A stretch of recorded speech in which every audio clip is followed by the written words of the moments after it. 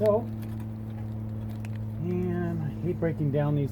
See, breaking down colors is hard. That's why I like to squeeze out new colors, because I don't have a lot of time.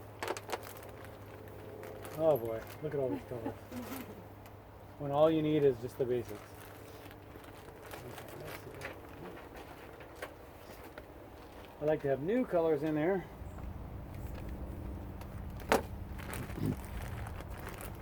Much easier. Oh, we'll use these for that. This is the combination brush. I love it. It's a soft, Look at that, just beautiful. Look at it. stiff in the center, soft on the outside. Yeah. Yeah, the goat outside and wolf inside.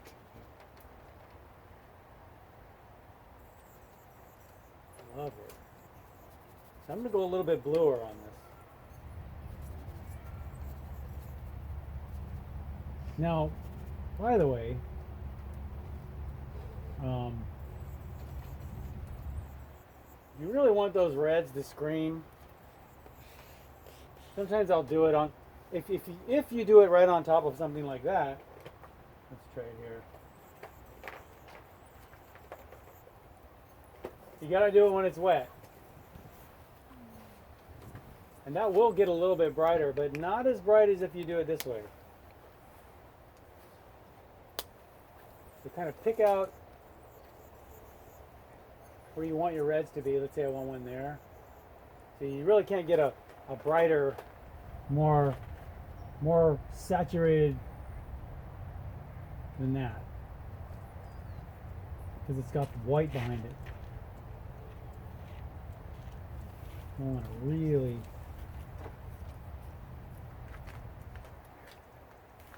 Scarlet Lake. It's a little more orange than a cad, but it's about the same. Scarlet Lake. Yeah. Where? Is it? What's the difference between that and cad red? Is it transparency? I have a cad red in there. No, they're both pretty opaque. Look at that. Woo. And we can hit it like that.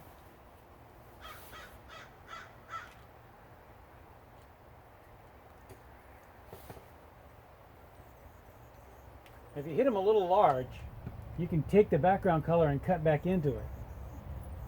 So that's what I'll do. Maybe hit a little bit of that orange in there. Here and there.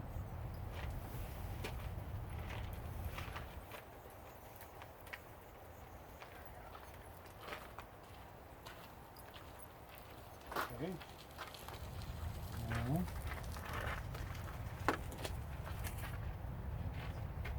good morning. Good morning, Bob. I'm so sorry. Did you get lost? I did. Did you? Oh man, did you call me? I called Hector. Oh, I was gonna say, I didn't hear your thing.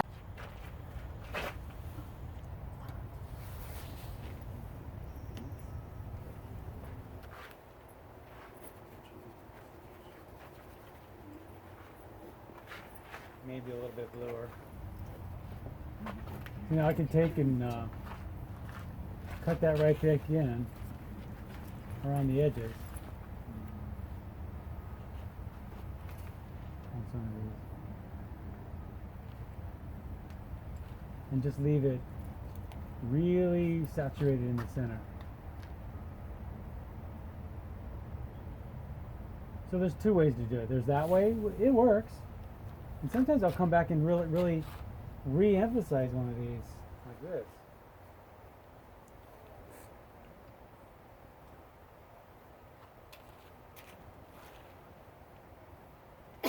So you can get it. And when it's cold like this, it stays wet longer, so that's nice. Get this dark over here. What was that? Prussian blue here.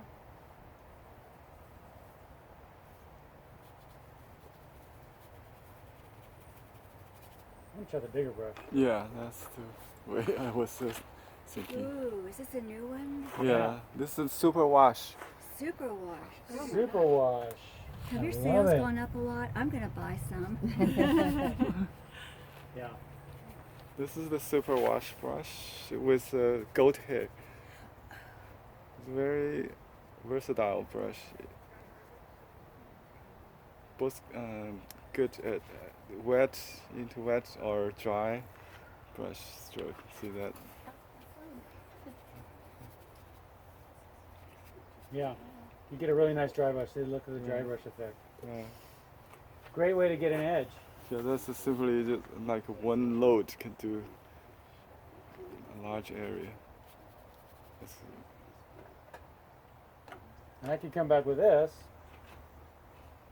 and throw in some of those branches we talked about. yeah. Back to the combination brush. It's stiff and soft. Stiff brush in the core and surrounded by I'll bet you Soft. this thing would do a Not a nice badger brush too. no. It's a goat and a wolf brush. I've gotta buy that one too. So if I wanted to do the whole thing with this, that gets a really nice little point there too. So see, It's a calligraphy brush, basically. You can do Yeah. anything with that. yeah, it'll do anything. So you could do it all with this brush. The smaller one's a little more control. Mm-hmm.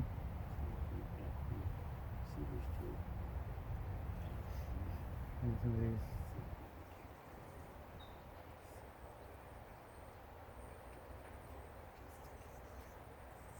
Do you feel the softness is more Yeah. responding to Yeah. the movement? Yeah, stroke. Yeah. Every time I make a little quirky move.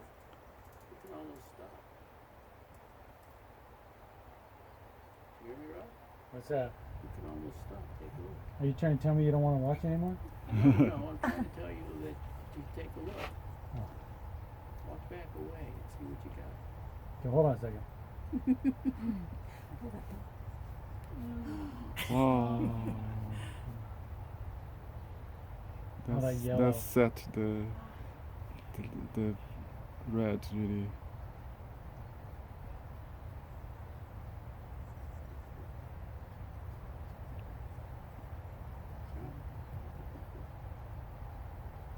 I guess I can't do that light one now. I don't even care. I guess you will scratch the light on later. I could, huh? Later, Yeah, after well- it dry a little bit. Will that come out? I thought it was too dry. Oh wow, I still could get that. Yeah. What did I put on my paper towels? Did I use them already? Oh, there.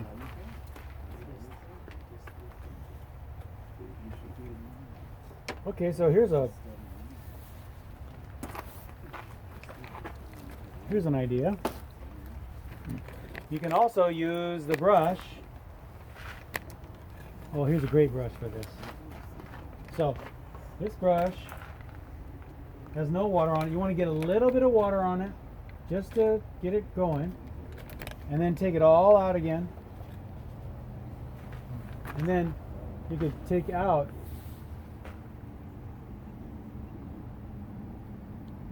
that one I waited a little bit too long on. Okay. But let's say I wanted some of these other edges. Look at this. It's like a rigger, but it's a rat whisker brush. Rat whisker brush. It's just the name of it. Well, see, Like you're the a- rat. Yeah, you do it. So You do the whiskers with it. That'll be That's- fun. I'll that's mess one. around with that too. You know, there's lots of ways to do this. You could use a bristle brush. I don't really have a stiff brush, but if I wanted to pull out that aloe over there, I could just kind of make that big aloe at the top. And that's fine.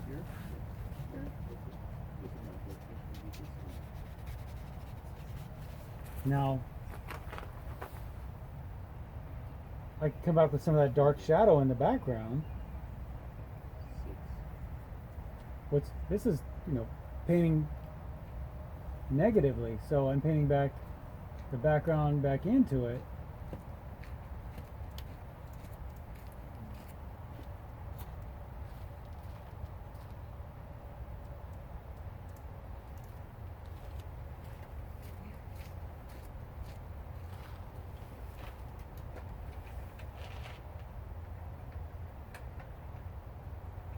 And then we just take that color. I mean, it looks like a line now, but then you take that color into the background and just lose it. I mean, all these brushes work well. This one's a little bit stiffer. I still love it. You just, after a while, when you work with different brushes, you'll find different reasons to use them for different things. It's really your own preference. Sometimes you'll want a stiffer brush, and sometimes you'll want a softer brush. Yeah, that soft brush worked for really nice for a wash. Wow. So there's my negative space where I could paint that, and I could just work this right back into my tree.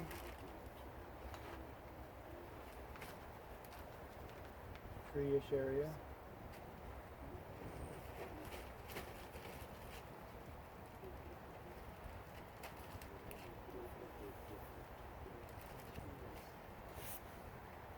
Take a couple of these up into there like that.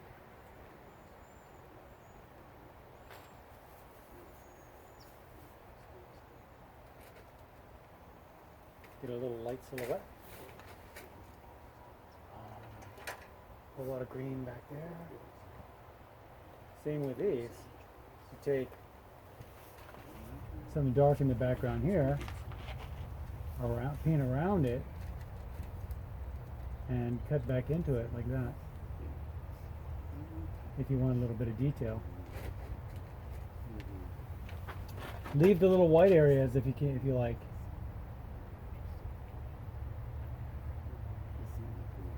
Sometimes I try to leave as much white as I possibly can and still say what I want to say. Just for the fun of it. It's really beautiful, Rob. It looks abstract. Well, you know, I mean, if you think about it, all the things that you love about watercolor is the abstraction. Oh, it's actually that in every medium. It's the brushwork, it's the blooms, it's the washes, it's the glazes. That's all abstraction. That you can do that in a totally abstract piece. But you know, you might want to have some little areas of realism too. Just we certainly don't have to. But so that, you know, impressionism or post-impressionism still represent things, but really are pushing the abstraction. Must have been a really exciting time to be an artist.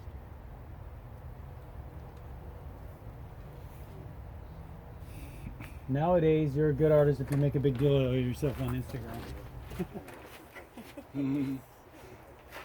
Oh yeah. I finally got away from it. You did, finally. Again, I can get that edge by taking my dark back down into it.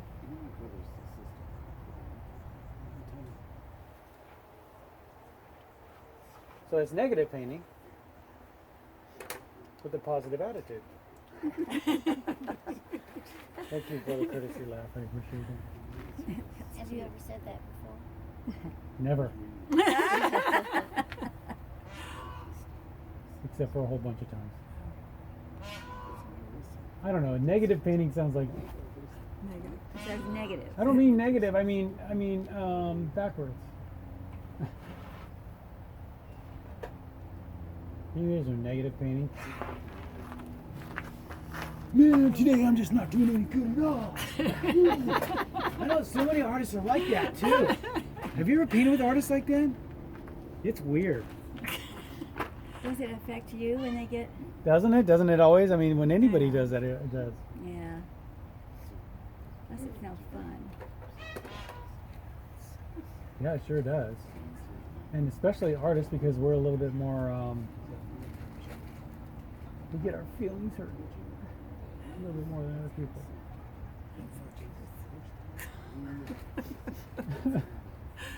True. Everybody's smiling on that one. I guess they're all going, yeah. Resonated with everyone. Negative comments about your paintings are awful. See, there's a way to get a focal point, right? See? smack of something dark in there. Smack it. Smack it. I love it. A little bit in here. A little bit focal point back there. I like the edges you're developing. And get some of this orange down here. Big wash brush. Ready? Yucky water. Yeah. Probably not a good idea. But then it gives me more grays. Do you want fresh water, Rob? I think that's better for the grays, like you said. Oh, hey, It's okay. All right. Because I want this to be a little bit bluer anyway down here. Like in the other one. I'm gonna bring that right up into here and I just don't want to get any oil on this brush. Don't paint those things. There we go. And even this big round, it's hard to get past all the little needles in this sort of cattail thing here, but it does have shadow in it toward the bottom. You'll notice toward the bottom, I'll use a little dry brush here. Pull them apart.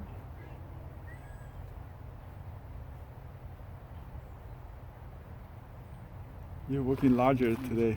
That's good for the brush. I didn't even realize that. I should have did my normal thing. Oh well. But it's suitable for the brush, more suitable for the brush is Yeah. designed for larger paintings. It's subconscious. I must have been thinking I wanted to really lay down some paint. Nice. And then some shadow on the ground here. You want to do the blue shadow or purple? I was. There it is. A little blue, a little purple in there. More cobalt. There's something back there. And I certainly could go into all of these little guys and really carve them out. We've got the little green leaves. Ooh, we're getting a nice little bloom effect there. Yeah. That's one of those things that just happens and you just decide, do I want to leave it or do I want to keep it? That's one thing. If you work looser, with kind of a looser attitude, things will happen that you didn't never expect it. And that's when you just let your intuition take over. And that's when all this magic happens, because the intuition it doesn't have any rules, it just does stuff. It doesn't know why. It just says, maybe this will be a good idea. And that's when you're really zoning out on the painting. You're not even thinking really, you're just like a channel, you're seeing it, you're channeling it through, and it comes out onto the page. And then all kinds of stuff will happen. Like I don't even know what I'm doing with all this green right here. I'm just gonna do it, see what happens. Maybe it won't look good. But I have to say, usually when I do that and I'm in the right mood, that's when the magic happens.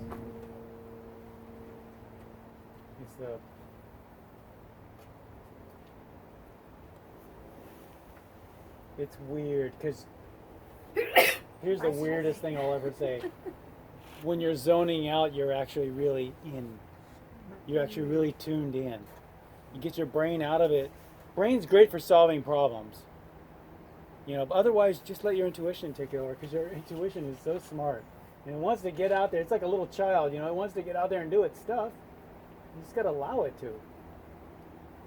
And give yourself permission to be an intuitive artist,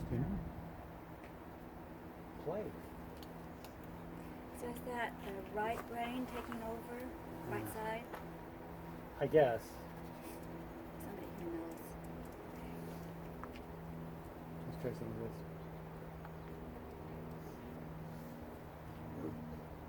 Let's try the rat tail. Any reason to say rat tail? Try that.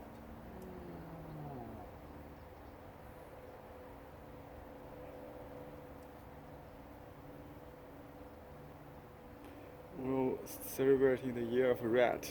Emphasize more of this. Like Or- with a It could be a focal line, you know. Yeah. Like And then And I just- guess what I'm saying is, like if you put some oranges in here, yeah. then the eye would go up to here. It would kind of justify this line here by saying there's a little bit of orange, light orange in here. But I don't know how you could do that because the I orange see would, some oranges over here. yeah, maybe make it, yeah, peachy. And that's then it- good. If I put it on a little bit more opaque, And then, but the actual orange that's in the plant that's poking up, yeah. so that there's a different plant, so there's a little bit of variety, and then it comes back around. That's enough already. Whoa. I I'm trying to take you up here. I would want some lighter lights to be in there, and Yeah. I just don't really care actually that there are that it needs to have any lighter light, and I don't have any white. Do you have any white? I have white. Yeah, this Let me- white. let me- white. Maybe a little red in here. I think you should do some hummingbirds. Okay, I got two How about a whites. peacock? You can just use this white, this, or you want to brush. Then I have the titanium white. That's all. So I could come back, and this is what Sargent would do. Sargent would take an area. I know because I was there. No, but he would take an area and hit it, and just take a look at his work. You can see, oftentimes, you'll see little areas Gouache. of. I think he used Chinese white, but he might have used gouache.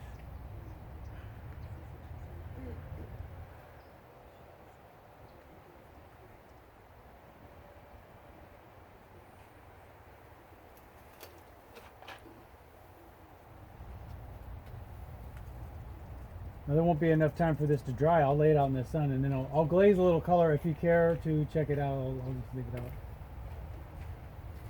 Take about 15 minutes to dry. You don't want to put it on there when it's wet, because it'll just mix with the color and get all murky. Yeah, murky's the word. I'll show you these guys over here. But then what you do is, basically the idea here is you're taking it back to the white of the paper. And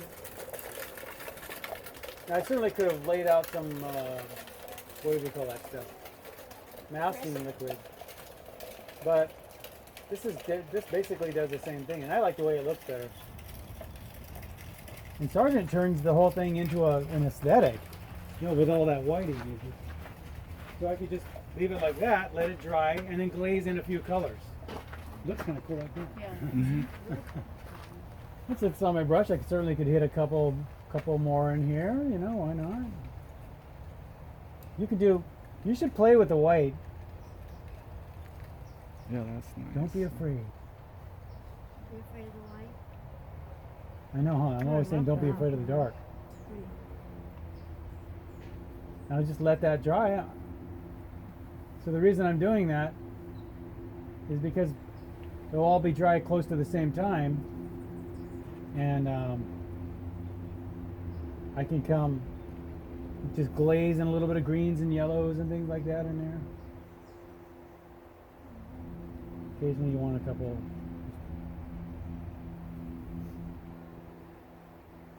diagonals. This is where I think it's like a Chinese orchid. I just did a demo Yeah? on YouTube. This You have a lot of demos up there. yeah. With I know, I'm addicted to them. I'm watching them like crazy.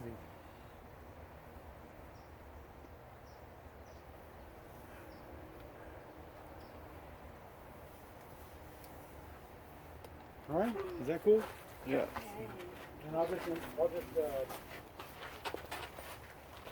I kind of don't like that this is right next to that. Uh-huh. Maybe make the That's one of those things you learn when you walk further away. So I never even put any blue in the sky. blue sky. I'll just put like black background trees or something back there just to take the emphasis off this area. Probably shouldn't do it with this little dinky brush, but oh well. Big brush would be like.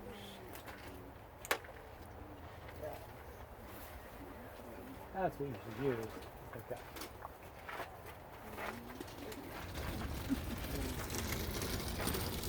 That was a lot of fun.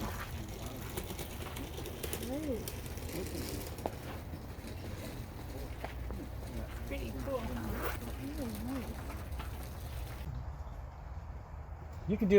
You should play with the white. Yeah, that's nice. Don't be afraid. I'm afraid of the white. I know, huh? I'm always saying don't be afraid of the dark. It's pretty. Now just let that dry.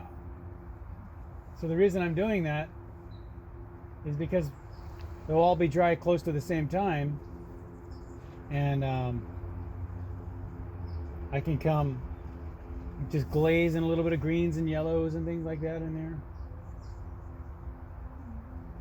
Occasionally you want a couple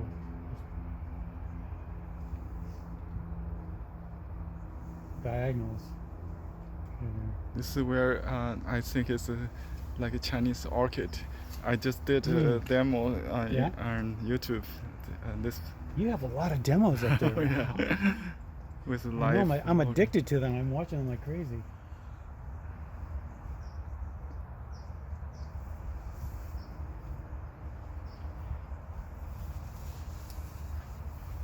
All right, is that cool?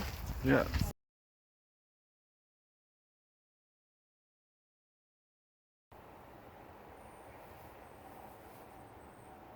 Really breaking the edge. Also, these dark edges up against this light background over here. I can have some nice little kind of vibrating broken edges. Again, look at Van Gogh for this. You know, most of the fauves, they get their stuff from Van Gogh. So, you know, you should research, think like that. Think, where did they get it, and then where did they get it, and where did they get it? And that's a great way to learn art history. So a lot of people don't know that Van Gogh worshipped Delacroix. So you think Delacroix, really? I mean, oh, then you start seeing how Delacroix is really, really organic in his forms. And look, if you look into some of the corners, really, really get in there. You'll see it's so Van Gogh. He's doing it. He's getting it right from it. If you really, really focus on a corner, it looks like a little Van Gogh.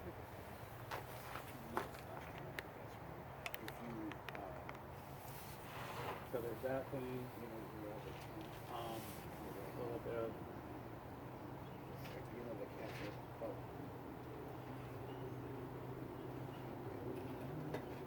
So there's those kind of edges. There's the simultaneous contrast kind of edge. So oftentimes what you'll see, if you look at a sharp edge where it meets a shadow where it meets something light, oftentimes, especially if you take a photograph of it, oftentimes in the photograph you'll get something warm happening. Sometimes really like yellow, but other times, so you can get in there and exaggerate that. So a lot of times, if you're doing realism or semi-realism, and you put like real saturated edges around things, you'll be compared to Wayne Thiebaud. Wayne Thiebaud's famous for that. He made that famous, but he gets it from the fauves. Look at the fauves; they're doing it everywhere. So he just took one. So you know one thing about Wayne Thiebaud? He's a very studied artist. He's such a nice guy. I actually met him and got to talk to him. It was great. At UC Irvine. He really influenced me early. I was so surprised that he was just so inviting and interested in everything you had to say. And just what a great guy. All right, so I could take something really, really saturated. What I'm going to do is go with my cool yellow here.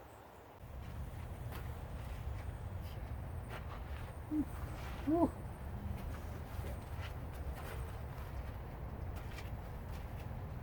I'm just going to go for it here. A little too much yellow on that one.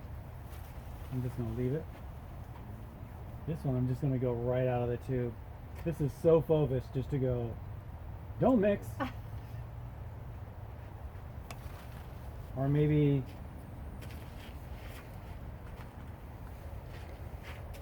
I mean, that one looks about right. In fact, I don't even think it's as brilliant as those are. So, you do a lot of experimenting and see what you like. That's nice. Are all these from South Africa? Is it Roman now? Yeah, I think they're. They're mostly. He's the one to talk to. Yeah, that's what I was He knows asking. Africa. That's what I was asking. So it just, like a palette knife, just kind of smears off the end. Now if I do it again, it'll just blend right in. So if you really want a color to jump off, you know, sometimes you might want to just palette knife it. Because if you look, if I palette knife it like this, it'll just make a mark in there, right? I almost got that. Yeah, isn't it?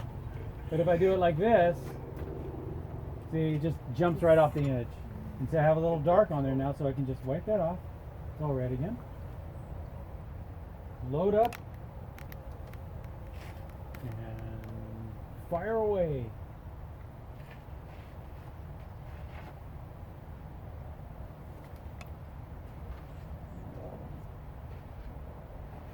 Oh, right in the background there. That's Rob, did you decide the focal point before you got too far into this? Or are you kind of inventing as you go forward? Did I decide what? the focal point.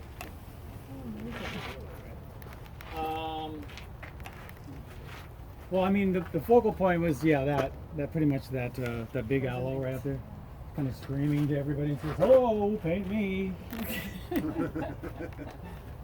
But focal point happen organically though, if you want. You don't always have to have that completely worked out. Oh, okay. That just depends on, again, you know, an academically trained artist would have this all worked out in a set.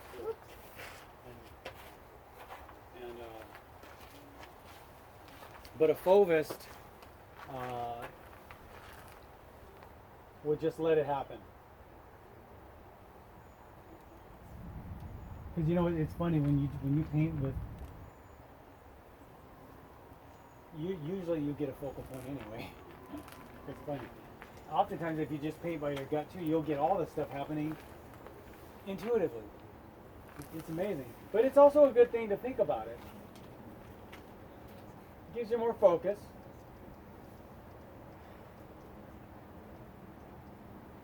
Details. Play around.